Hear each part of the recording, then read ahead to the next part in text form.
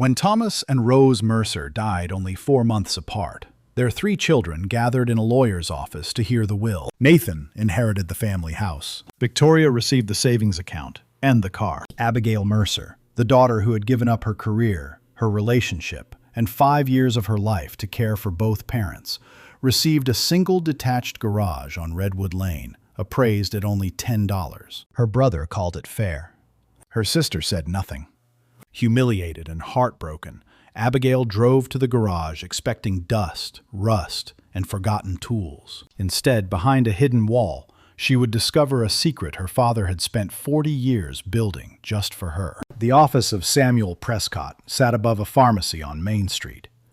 The hallway smelled faintly of old paper and furniture polish, and the waiting room looked exactly the way Abigail Mercer remembered from years ago when her father had updated his insurance paperwork. Nothing had changed, except now, Thomas Mercer was gone. Rose Mercer was gone too, and Abigail was sitting between her brother and sister, waiting to hear what remained of their parents' lives. Samuel Prescott opened a folder and adjusted his glasses. "Your father was very specific," he said quietly. Nathan leaned back in his chair. Victoria crossed her legs and checked her phone. Abigail folded her hands in her lap. The house came first. The 4-bedroom family home where all 3 children had grown up. The place where Rose had planted flowers every spring. The place where Thomas had repaired everything himself because he hated calling contractors. The property is awarded to Nathan Mercer. Nathan nodded once. "Seems reasonable," Samuel continued. "The savings account and vehicle are awarded to Victoria Mercer." Victoria smiled politely. "Okay." Then the room became quiet. Samuel looked directly at Abigail. Something in his expression shifted. "To Abigail Mercer," he read, "I leave the detached garage located at 18 Redwood Lane. Appraised value, $10. For a moment, nobody spoke. Abigail thought she had heard wrong. "A garage?" she asked. Samuel glanced down at the document. "Yes."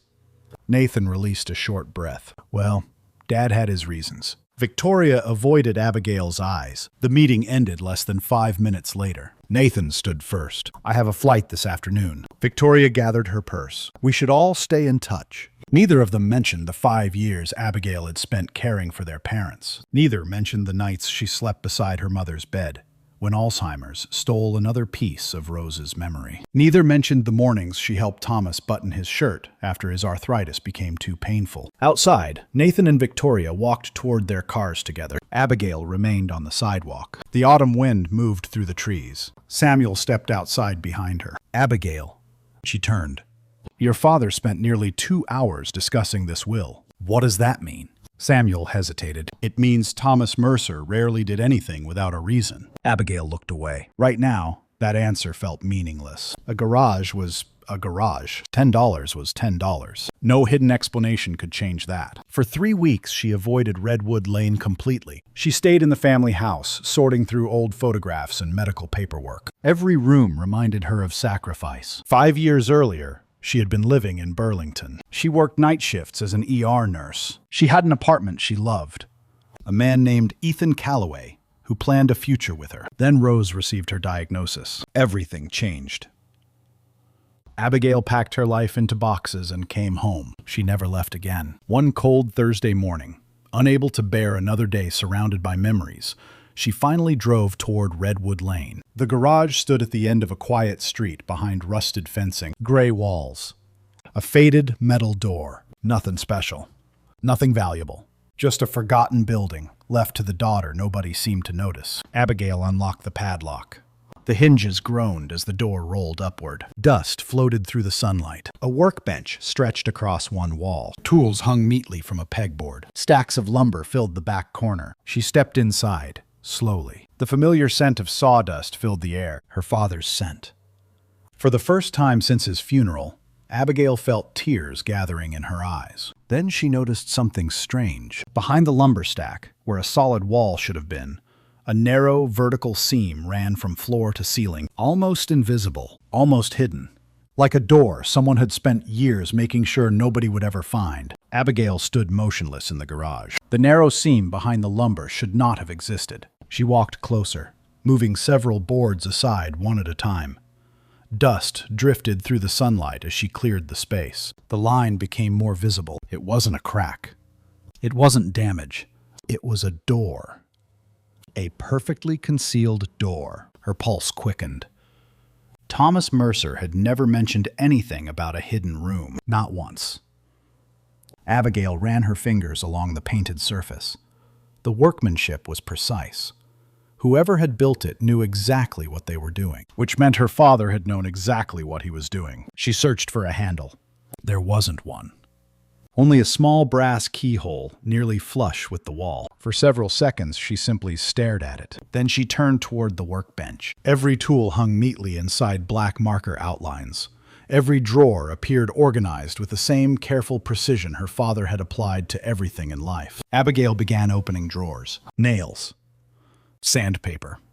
Pencils. Measuring tapes. Nothing. Then she opened the center drawer beneath the bench. At first glance, it appeared empty, but when she reached inside, her fingers brushed something taped to the underside. A key. Small. Brass.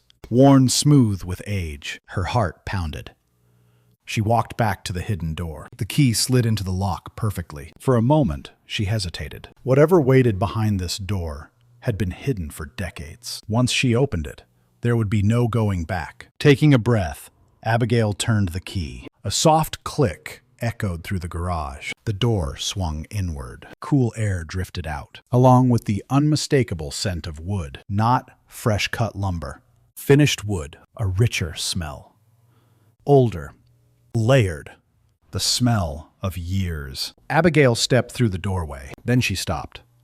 The room beyond was nearly twice the size of the garage itself. Sunlight poured through a high window she had never noticed from outside. Dust floated lazily through the beam of light, and everywhere she looked, there was furniture. Not ordinary furniture. Extraordinary furniture. A dining table crafted from dark cherry wood stood in the center of the room. 6 matching chairs surrounded it. Along one wall stood a massive bookshelf reaching nearly to the ceiling. A walnut bed frame occupied another corner. A rocking chair rested near the window. A writing desk sat beneath the light. Every piece appeared flawless. Every joint fit perfectly. Every surface gleamed. Abigail slowly approached the dining table. A small paper tag hung from one corner. She picked it up. Her father's handwriting stared back at her. For Abigail. She froze. Then she moved to the rocking chair. Another tag. For Abigail. The bookshelf. For Abigail. The bed frame. For Abigail. The writing desk. For Abigail. Every single piece carried the same message. Tears blurred her vision. She lowered herself into one of the dining chairs. For several minutes, she simply sat there. 40 years of work surrounded her. 40 years she had never known existed. Eventually, she stood and walked toward the writing desk. Unlike the other furniture, this piece seemed especially personal. The wood had been polished countless times. The brass handles shone softly. Abigail opened the top drawer. Inside lay a large, leather-bound journal. The cover was cracked from age. She carefully lifted it out. Across the front were stamped 3 initials, T.R.A. Confused, she opened the journal. The first page contained a date nearly 40 years old. Beneath it was a detailed sketch of a handcrafted table. Measurements filled the margins. Notes covered the page. Wood type. Joinery methods. Finishing instructions. She turned another page, then another. Each entry documented a different piece of furniture, each one more detailed than the last. Near the bottom of every page appeared the same signature, T.R. Ashford. Abigail had never heard the name before, yet the journal contained decades of work, and at the bottom of many pages were handwritten notes. Sold $8,000. Sold $12,500. Sold $18,000. Her breath caught. Her father had been selling furniture, not as a hobby, as something much bigger. Then she noticed something beneath the journal, a small leather bank book. Slowly, she opened it. The final balance stared back at her. $341,782.16. And printed directly beneath the account number were 2 names. Thomas Mercer and Abigail Mercer. Abigail stared at the bank book for a long time. The numbers did not change. $341,782.16. She read the balance again. Then she looked at the names printed beneath it. Thomas Mercer. Abigail Mercer. The room suddenly felt unreal. For years, she had worried about money. She had worked extra shifts before moving home. She had drained her savings helping her parents. She had watched medical bills pile up month after month. And all along, her father had been quietly building something she knew nothing about. Not just furniture. A future. Abigail carefully placed the bank book back inside the drawer and sat down at the writing desk. Sunlight poured through the high window. Dust floated lazily through the room. Everything around her seemed untouched by time. The dining table, the rocking chair, the bookshelf.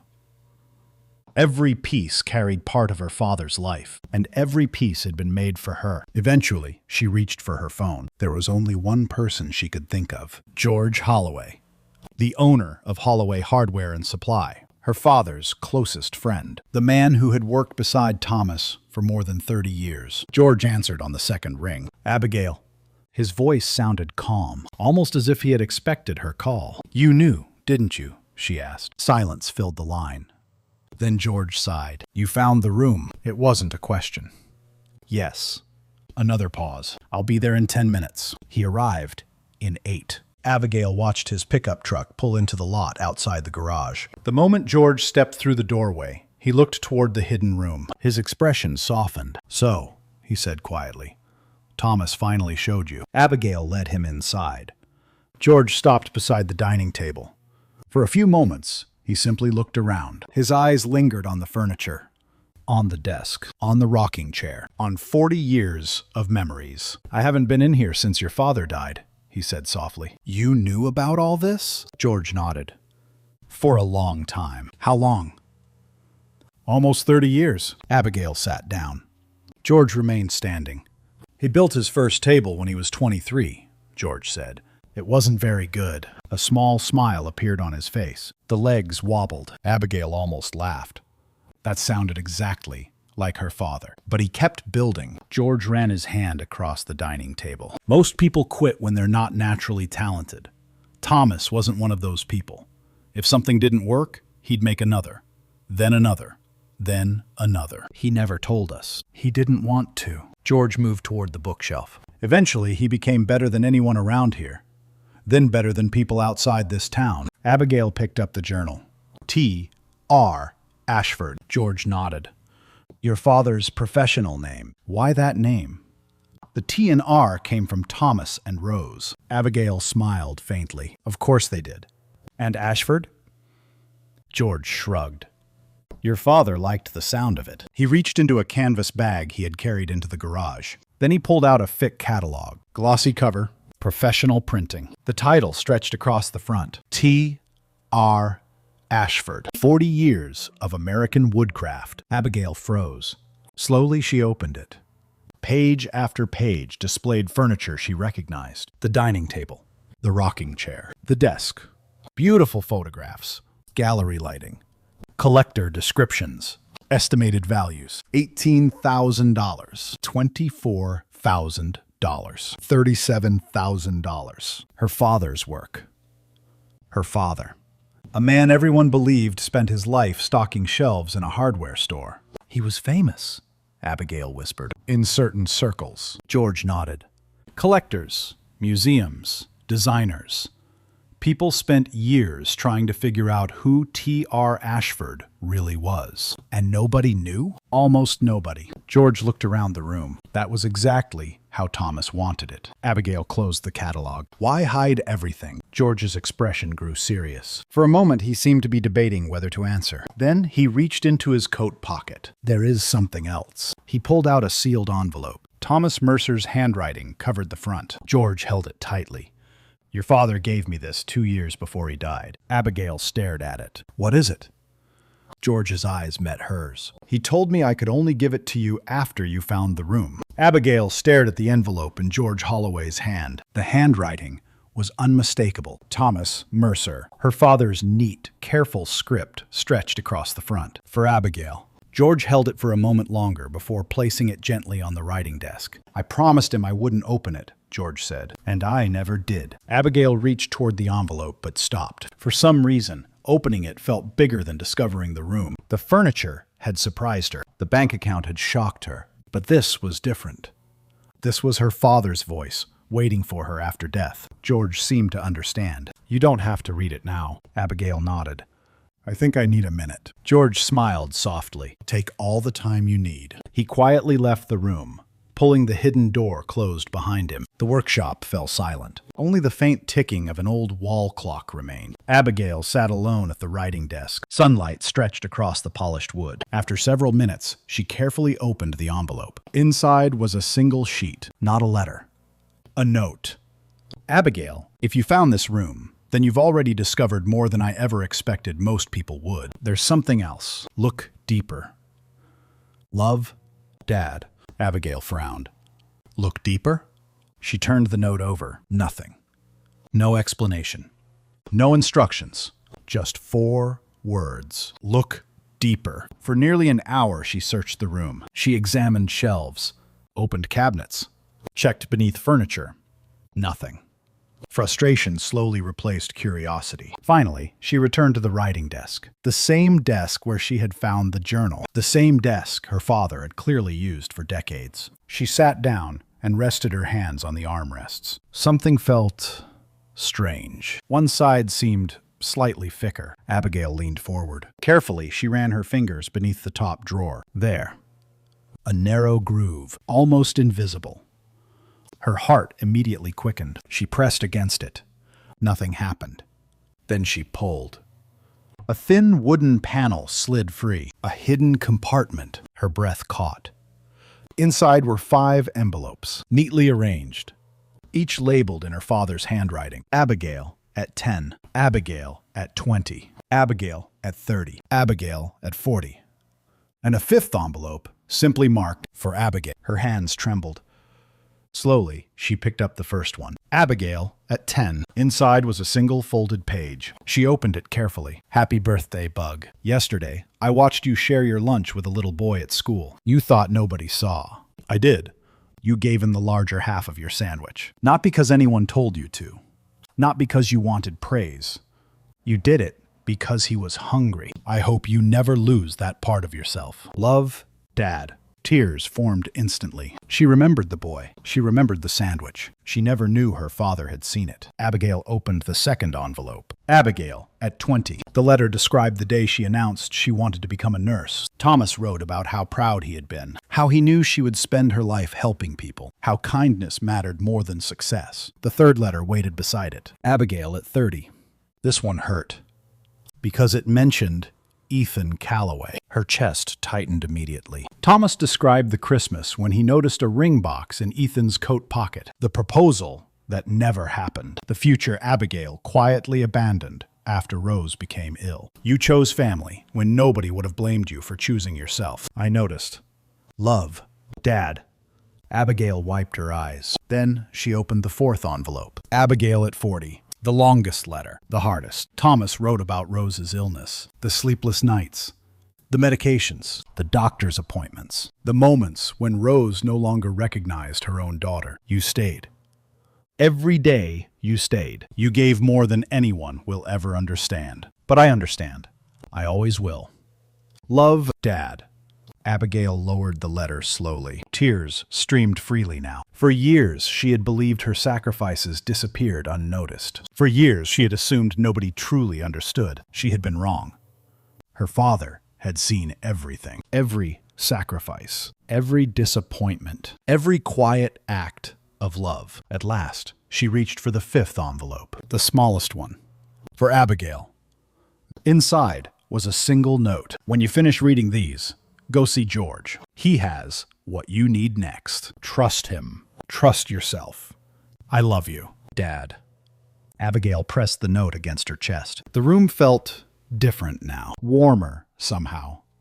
Then her eyes drifted toward the writing desk drawer. For the first time, she noticed something hidden beneath where the journal usually rested. A thick manila envelope, one she was certain had not been there before. And written across the front, in her father's handwriting, were 4 words. Open only with George present. Abigail stared at the manila envelope. Open only with George present. The words seemed heavier than the paper itself. For several moments, she remained seated at the writing desk, holding the envelope in both hands. Her father had anticipated every step. The hidden room, the journal, the birthday letters. And now, this. Whatever waited inside had been deliberately placed here for her to find. Not before, not later. Exactly now. Abigail slipped the envelope into her bag, locked the hidden room, and drove straight to Holloway Hardware and Supply. George was stocking shelves when she arrived. He looked up the moment she entered. "You found it." Again, it wasn't a question. Abigail placed the envelope on the counter. "I think Dad wanted you here." George removed his glasses and rubbed his eyes. For a brief moment, he looked much older than usual. "Then let's go somewhere private." They settled into the small office behind the store, the same office where George and Thomas had spent countless lunch breaks discussing life, family, and work. Abigail carefully broke the seal. Inside were 3 separate items. The first was a legal document. The second was a sealed letter addressed to Abigail. The third was another sealed letter. This one was addressed to Nathan and Victoria. George leaned forward. "What does the document say?"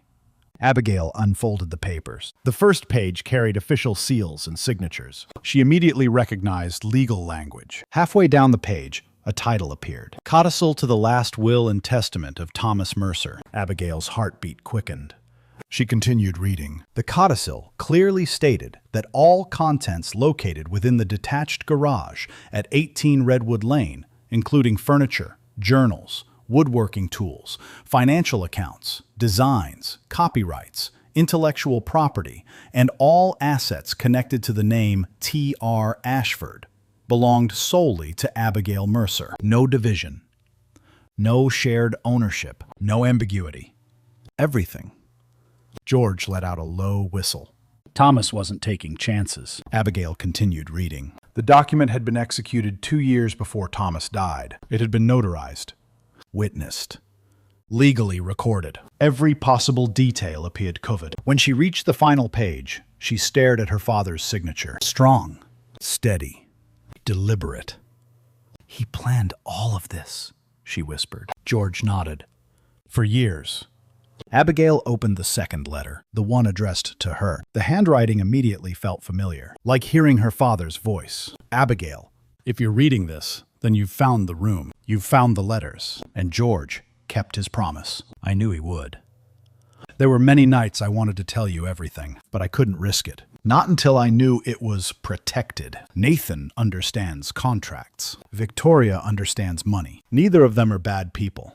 But people change when inheritance enters the room. I built this wall so nobody could take from you what you already earned. Everything in that garage belongs to you. Not because you're my favorite, because you stayed. When your mother needed help, you stayed. When life became difficult, you stayed. When everyone else had reasons, you stayed. The ones who stay deserve the most. I just needed time to build it. I love you, Bug. Dad." Abigail lowered the letter. Tears blurred the words. George quietly looked away, giving her privacy. Several minutes passed before she finally spoke. He knew. George smiled sadly. He always knew. Abigail wiped her eyes and looked toward the final envelope. "Nathan and Victoria." "What does it say?" she asked. George shook his head. "Thomas never showed me." She placed the envelope back inside her bag. "Then they'll read it when the time comes." That evening, Abigail drove home. For the first time since the funeral, she felt something other than grief. She felt certainty. The next morning, she met with Samuel Prescott. The lawyer spent nearly an hour reviewing the codicil, checking signatures, examining seals, verifying dates. Finally, he leaned back in his chair. "It's valid." Abigail released a breath she hadn't realized she was holding. Samuel nodded. "More than valid." He tapped the document. "This is airtight." "What does that mean?" "It means your father anticipated every possible challenge." He pointed to one section. "The joint bank account alone places those funds outside the estate." Then another section. "And this codicil removes any uncertainty regarding the garage and its contents." Abigail felt relief wash over her. For about 3 seconds. Then her phone rang. Nathan. She hesitated before answering. "Hello?" Her brother's voice sounded unusually sharp. "Abigail." "What is it?" A pause. Then, "I was going through some of Dad's paperwork." Abigail's stomach tightened. "And?" I found references to a workshop on Redwood Lane. Silence stretched between them. Then Nathan spoke again. I'm flying in this weekend. What for? Another pause. Longer this time.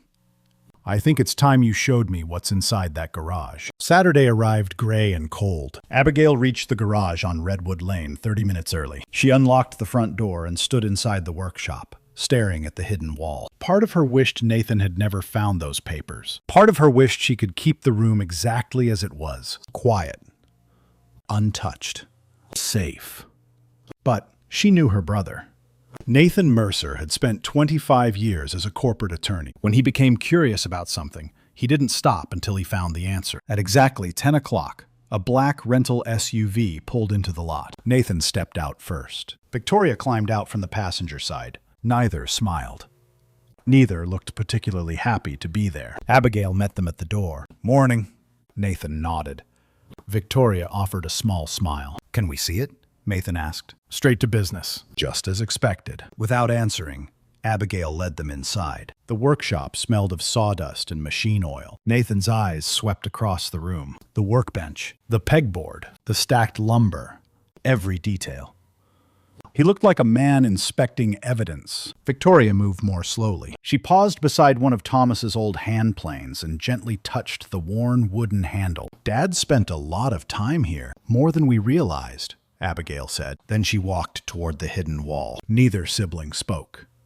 Nathan's eyes narrowed as she pulled the concealed door open. The hidden room appeared beyond it. Sunlight streamed through the high window. The furniture glowed beneath the soft light. The dining table, the chairs, the bookshelf, the desk, the rocking chair. Silence filled the room. For nearly 10 seconds, nobody moved. Nathan entered first. Victoria followed. Abigail remained near the doorway, watching. Nathan's expression changed immediately. Not wonder. Not emotion. Calculation. His eyes moved from piece to piece. Estimating value. Assessing assets. Adding numbers. Victoria approached the dining table. Her fingers brushed one of the tags. For Abigail. She picked up another. For Abigail. Then another. Every tag carried the same words. Meanwhile, Nathan had reached the writing desk. He opened a drawer, found the journal, flipped through pages. His lawyer's mind worked quickly. Then he found the bank book. Abigail saw the exact moment he reached the final balance. His shoulders stiffened. Slowly, he looked up. $341,000. Neither sister answered. Nathan closed the book. So this is what was hidden in the garage. It was Dad's. It's yours now. Abigail nodded. Nathan began pacing, the way he always did before making an argument. This changes things. No, Abigail said quietly. It doesn't. Nathan stopped. Abigail, this amount of money alone is larger than the value of the house. It was never part of the estate. According to who? According to the law. Nathan stared at her. Then, realization appeared. You talked to Prescott. Yes. And the account belongs to me. Nathan's jaw tightened. What about the furniture? Dad left that to me too. Victoria looked up from the journal. Nathan. But he wasn't listening. This should be divided equally. Abigail laughed once. Not because anything was funny. Because she couldn't believe they were having this conversation. You got the house. That's different. How? Nathan hesitated. For the first time all morning, he didn't have an answer ready. Victoria slowly turned another page of the journal. Sketch after sketch filled the paper. Detailed drawings, measurements, notes. Then she stopped. Nathan. Again, he ignored her. This is a family asset. No, Abigail said. This is 40 years of Dad's work. Nathan buttoned his jacket. The gesture instantly reminded Abigail of every courtroom story she'd ever heard him tell. Then I'll have my firm review everything. The room became very quiet. Abigail looked at her brother, looked at the furniture, looked at the workshop her father had spent decades protecting. Then she reached into her bag. Slowly, she removed the final sealed envelope, the one addressed to Nathan and Victoria. Her father's handwriting covered the front. Nathan's eyes fixed on it immediately. Victoria went pale. Abigail placed it carefully on the dining table. Dad left something for both of you. Nathan stared at the envelope. For the first time since arriving, uncertainty appeared on his face. What is it? Abigail met his eyes. The reason he made all of these decisions. Neither sibling moved. The sealed letter sat between them, waiting. And somewhere deep inside, Abigail knew that whatever Thomas Mercer had written in those pages was about to change everything. For several seconds, nobody touched the envelope. It sat in the center of the dining table like a final piece of evidence. Nathan stared at it. Victoria stared at it. Abigail simply waited. Finally, Victoria reached forward and picked it up. Her hands trembled slightly as she broke the seal. Inside were 2 folded pages, covered front and back in Thomas Mercer's handwriting. The familiar handwriting all 3 of them had seen their entire lives. Victoria unfolded the letter. Her eyes moved across the first few lines. Then her face changed. The color slowly drained away. Without speaking, she continued reading. The room remained silent, except for the faint rustle of paper. When she reached the bottom of the first page, she handed the letter to Nathan. He took it. At first, he read quickly, like a lawyer reviewing a contract. Then his pace slowed. By the middle of the second page, he was reading each line carefully. Each word, each sentence. Thomas had written exactly as he spoke. No drama. No anger, no accusations, just truth. The letter began simply, Nathan and Victoria, I love both of you. Nothing that follows changes that. The next paragraphs describe the years after Rose's diagnosis. Thomas wrote about the doctor's appointments, the medications, the confusion. The nights when Rose wandered outside because she no longer recognized her own home. Then he wrote about Nathan. For 2 years, I called you nearly every week. Sometimes you answered. Sometimes you didn't. Most conversations lasted less than 5 minutes. When I told you your mother was getting worse, you usually said, "That's tough, Dad." Then you had to go. Nathan's jaw tightened. His eyes never left the page. Thomas didn't insult him. Didn't judge him. The facts spoke for themselves. The letter continued. Victoria, you sent money twice, $500 each time. Your sister used it for medication and supplies. I appreciate that you tried to help, but 2 checks cannot carry 5 years. Victoria lowered her head. Tears began slipping silently down her cheeks. Still, Thomas wasn't finished. The second page focused entirely on Abigail. She gave up her apartment. She gave up her career plans. She gave up the man she intended to build a life with. She came home. Not because anyone asked her to, because someone needed to stay. Every day, your sister was there. Every single day. Abigail looked away. Hearing the words spoken aloud somehow hurt more than reading the letters herself. Thomas continued. She bathed your mother when your mother no longer recognized her. She held my hand when my strength failed. She sat through hospital visits, sleepless nights, and difficult mornings. She never asked for praise. She never asked for payment. She simply stayed. Nathan reached the bottom of the page. The final paragraph was shorter.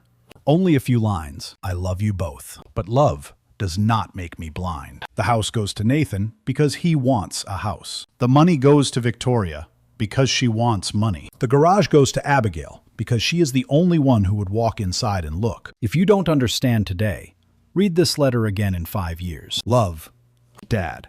Silence followed. Long. Heavy. Nobody moved. Nathan slowly lowered the letter. His hand remained resting on the paper. The anger that had filled the room earlier was gone. Something else had replaced it. Regret. Victoria wiped at her face. He knew. Her voice barely rose above a whisper. The whole time, Abigail nodded. He noticed everything. Nathan stared across the room. Not at Abigail. Not at the furniture. At nothing. His father's words seemed to hang in the air around him. Finally, he spoke. He planned all of this. Nobody answered. Because it was true. The hidden room, the bank account, the codicil, the letters. Thomas had spent years building protection around the inheritance. Not because he loved one child more than the others, because he believed one child had already earned it. Nathan folded the letter carefully. Then he stood. Abigail expected another argument, another legal threat, another attempt to negotiate. Instead, Nathan buttoned his jacket, the same habit he had before every difficult conversation. But when he looked at Abigail, his expression was completely different. I'm not filing anything. Abigail blinked. What? The account isn't part of the estate. Nathan spoke quietly. The codicil is valid. He glanced toward the journal. The furniture belongs to you. Victoria looked up. Nathan. He shook his head. No. For the first time in years, there was no confidence in his voice. No certainty. Only honesty. Then he looked directly at his sister. I should have come home. The words landed harder than any argument. Abigail felt something tighten inside her chest. For a moment, she couldn't speak. Finally, she nodded once. Yeah. Her voice cracked. You should have. Nathan closed his eyes briefly. Then he nodded. Accepting the truth. Accepting the weight of it. Without another word, he turned and walked toward the hidden door. His footsteps sounded slower than usual. Victoria remained seated. Tears still slipped down her face. After a long silence, she reached across the table and gently squeezed Abigail's hand. He saw us exactly as we were. Abigail looked around the room, at the furniture, at the journal, at the life her father had hidden for decades. Then she looked back at her sister. Yes, Victoria nodded sadly. And somehow, he still loved us anyway. The room fell quiet again. But for the first time since Thomas Mercer died, something inside the family had begun to change. Winter slowly gave way to spring. For the first time in years, Abigail Mercer woke each morning without immediately thinking about medication schedules, doctor appointments, or emergency phone calls. The silence felt strange, almost uncomfortable. For so long, her life had revolved around taking care of someone else, that she no longer knew what to do with an empty day. One afternoon, she sat alone in the rocking chair inside the hidden room, the same chair Thomas had built decades earlier. A letter rested in her lap, the one that contained his final words. The ones who stay deserve the most. I just needed time to build it. Abigail read the sentence again. Then she looked around the room, at the furniture, at the journal, at the life her father had created with his hands. Suddenly, she understood something. Thomas had not built this room so she could spend the rest of her life hiding inside it. He had built it so she could begin again. 2 months later, Abigail bought a small craftsman cottage on the west side of town. It wasn't large. 2-bedroom, a modest kitchen, a porch overlooking a line of maple trees. The previous owner had neglected it for years, but the structure was solid. The bones were good. And after working in emergency medicine, Abigail had learned that strong foundations mattered more than appearances. Moving day felt strangely emotional. The first piece she transported was the dining table. George Holloway helped load it into a trailer. Together they moved each chair, each bookshelf, each cabinet. Every piece Thomas had built specifically for her. As the furniture filled the cottage, the house slowly transformed. The bookshelf occupied an entire living room wall. The walnut bed frame became the centerpiece of the bedroom. The writing desk sat beside a sunny window overlooking the trees. The rocking chair found its place near the front porch doors. For the first time since leaving Burlington years ago, Abigail felt like she truly belonged somewhere. She also made another decision. One that surprised even herself. The garage on Redwood Lane would remain open. Not as a secret. Not anymore. The hidden room had fulfilled its purpose. Now it was time for people to know who Thomas Mercer really was. Over several weekends, Abigail and George cleaned the workshop. They repaired shelves, replaced broken lighting, organized tools, oiled every workbench. When the work was finished, Abigail mounted a wooden sign above the entrance, the Thomas Mercer Woodcraft Studio. George stood beside her, admiring it. He would have hated the attention. Abigail laughed. Probably. But secretly, he would have been proud. George nodded. Definitely. A few weeks later, Abigail posted a simple notice on the community bulletin board. Free woodworking classes, Saturday mornings. All skill levels welcome. She expected 2 or 3 people. 4 showed up the first week. A retired mail carrier, a teenager looking for a hobby, a woman who wanted to learn furniture restoration, and George, who spent most of the morning pretending not to supervise. The following Saturday, 7 people arrived, then 9, then 12. Word spread quickly.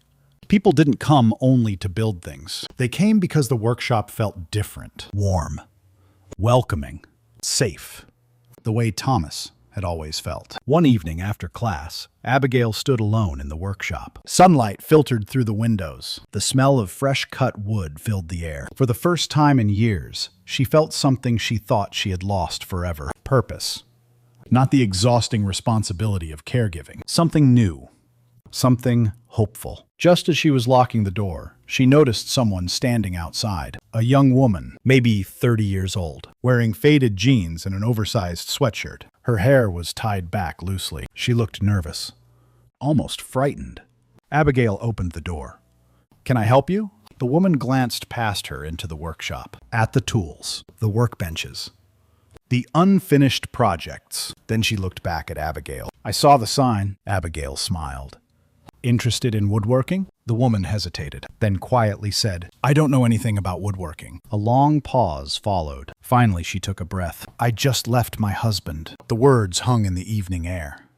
Abigail recognized the look immediately. She had seen it countless times in hospital waiting rooms. The look of someone trying to start over. Slowly, Abigail stepped aside and opened the door wider. "We're building bookshelves this month." The young woman blinked. "What?" Abigail smiled again. "Come in." The woman stared at her, confused, hopeful, uncertain. Abigail pointed toward the workbench. "Start with the joints." Then she heard her father's voice somewhere deep in memory. "Everything else follows from there." The young woman's name was Lauren. She returned the following Tuesday, and then the Tuesday after that. At first, she barely spoke. She arrived on time, listened carefully, and spent hours measuring, sanding, and cutting wood with almost complete silence. Abigail didn't push. Years of working in emergency rooms had taught her something important. People told their stories when they were ready, not before. So she simply taught how to measure twice, how to cut once, how to follow the grain instead of fighting it, how patience usually fixed mistakes better than frustration. Lauren absorbed every lesson. By the second week, she was building a simple bookshelf, nothing complicated. Just 4 shelves, 2 side panels, and basic joinery. But she approached the project with complete focus. The way someone approaches rebuilding a life, one piece at a time. One evening after class, Abigail found Lauren sitting alone at a workbench long after everyone else had gone home. The young woman was sanding a board that no longer needed sanding. "You okay?" Abigail asked. Lauren stopped moving. For a moment, she seemed unsure whether to answer. Then she quietly nodded. "Mostly." Abigail sat on the stool beside her. The workshop was peaceful. The smell of wood and linseed oil lingered in the air. Finally, Lauren spoke. "I'm staying on a friend's couch." Abigail listened. "I've been looking for an apartment." She stared down at the wood beneath her hands. "But I can't afford the deposit yet." The words sounded familiar. Not the details. The feeling. The uncertainty, the fear of starting over. Abigail looked around the workshop, at the tools hanging neatly on the pegboard, at the benches, at the room her father had spent decades building. An idea slowly formed. "I could use some help around here." Lauren looked up. "What kind of help?" "Cleaning up after classes, organizing tools, helping new students get started." Lauren blinked. "You'd pay me?" Abigail smiled. "If you can put up with George correcting everybody's technique, absolutely." Lauren laughed for the first time, a small laugh, but real. The next Thursday became her first day. 3 weeks later, she had enough money for a security deposit. 6 weeks later, she moved into a small studio apartment. The first thing she placed inside was the bookshelf she had built herself. A few days later, she texted Abigail a photograph. The bookshelf leaned slightly to one side. One shelf sat a little higher than the others. Below the photo, Lauren had written, "The joints aren't perfect, but it holds." Abigail smiled. Then she replied, "That's all it needs to do." The workshop continued growing. By autumn, people were arriving from neighboring towns. Retirees, teachers, mechanics, teenagers, single parents, people who wanted to learn woodworking. People who wanted community. People who simply needed somewhere to belong. Every Saturday morning, the building filled with conversation and laughter. Sometimes, Abigail would stop in the middle of class and look around. The sight always amazed her. What had once been a hidden room full of secrets had become something completely different. A place full of beginnings. One afternoon, George stood beside her, watching a crowded workshop session. "Your father would have loved this." Abigail smiled. "I think so too." George nodded toward the students. "You know what the funny part is?" "What?" "None of them are really here for woodworking." Abigail looked around. The retired mail carrier helping a teenager. Lauren teaching a newcomer how to use a clamp. Strangers talking like old friends. George was right. The workshop had become something larger than furniture. It had become connection, healing, second chances. That evening, after everyone left, Abigail sat alone in the rocking chair inside the hidden room. The journals rested on the writing desk nearby. Her father's letters remained safely tucked away in the false compartment. Outside, rain tapped softly against the windows. For a long time, she simply listened. Then, her phone rang. The caller ID made her pause. Nathan. She hadn't spoken to him in almost 4 months. Abigail answered. Hello? For a moment, there was only silence. Then her brother spoke. His voice sounded different, quieter, older somehow. Abigail. Hi, Nathan. Another pause, long enough for her to wonder if he might hang up. Instead, he cleared his throat. I'd been reading Dad's letter again. Abigail sat a little straighter. The rocking chair stopped moving. Nathan exhaled slowly. And there's something I need to tell you. Outside, the rain continued falling. Inside, Abigail suddenly had the feeling that another chapter of her father's story was about to begin. Nathan arrived alone. No suit this time. No briefcase. Just a man standing on the gravel path outside Redwood Lane, looking at the workshop like he wasn't sure he deserved to enter it. Abigail opened the door before he knocked. For a moment, neither of them spoke. Nathan's eyes moved past her shoulder into the building. The tools, the benches, the people working inside, the life that had grown from what once felt like a punishment. I came, he said quietly. I see that, Abigail replied. He stepped inside. The workshop was active that morning. Lauren was helping a teenager align a joint. George was arguing softly with a retired carpenter about grain direction. Someone laughed near the back wall. Nathan stopped in the middle of the room. It felt like another world, not the one he had built in courtrooms and contracts, not the one where value was measured in numbers. This one felt human. Abigail led him to the hidden room. He hesitated before entering, like crossing a line he could not uncross. When he finally stepped inside, his breath caught. The furniture stood exactly as it always had, still, patient, timeless. Nathan walked slowly toward the dining table. His hand hovered above the wood, but didn't touch it. I thought I understood him, he said. Abigail didn't answer. I thought this was unfair. His voice cracked slightly on the last word. I spent days trying to find a flaw in it. He looked at her. But there wasn't one. Silence filled the room. Then Victoria appeared in the doorway. Nathan turned sharply. She looked different, too. Less polished. More real. I read the letter again, she said softly. And again. She stepped inside. I kept thinking about those 2 checks. Her voice trembled. 5 years. And I thought that was enough. Abigail watched them both. She didn't interrupt. For the first time, they weren't defending themselves. They were just seeing it. Victoria wiped her face. He didn't just divide things, she said. He revealed us. Nathan nodded slowly. I should have come home. The words landed heavier than before. But this time, there was no anger attached to them. Only truth. Abigail looked at her brother, then her sister. Then at the room her father had built. You both came now, she said quietly. That matters too. Nathan let out a breath he had been holding for years. I don't know how to fix it. Abigail nodded. I don't think he expected you to. Outside, the workshop continued. Life continued. People learned, built, failed, tried again. Nathan walked to the rocking chair, sat down slowly. It creaked softly beneath him. I used to think inheritance was about assets, he said. Abigail leaned against the doorframe. And now? Nathan looked around the room. I think it was a test. Victoria frowned. A test of what? Nathan's voice was quiet. Of whether we saw what he saw. Silence again. Longer this time. Then George's voice echoed from the workshop outside. Lunch break, everyone! Laughter followed. Normal life continuing just beyond the hidden door. Victoria looked at Abigail. What happens now? Abigail didn't answer immediately. She walked to the writing desk, opened the drawer, took out the birthday letters. 4 envelopes. Years of observation. Years of love written in silence. She placed them on the table. This stays, she said. Nathan nodded. And the workshop? Abigail looked toward the sound of people learning, building, starting over. It grows. Victoria smiled faintly through tears. Like you wanted. Abigail shook her head slightly. Not like you wanted, she corrected herself. Like you started. A pause. Then she added, we finish it. Months later, the Mercer name no longer meant a family inheritance dispute. It meant a place, a workshop, a second chance. People came not to discover Thomas Mercer, but to discover something inside themselves they didn't know they had lost. Abigail still sat in the rocking chair some evenings, sometimes alone, sometimes with others, sometimes with Nathan or Victoria when they were in town. The hidden room was no longer hidden. The door stayed open.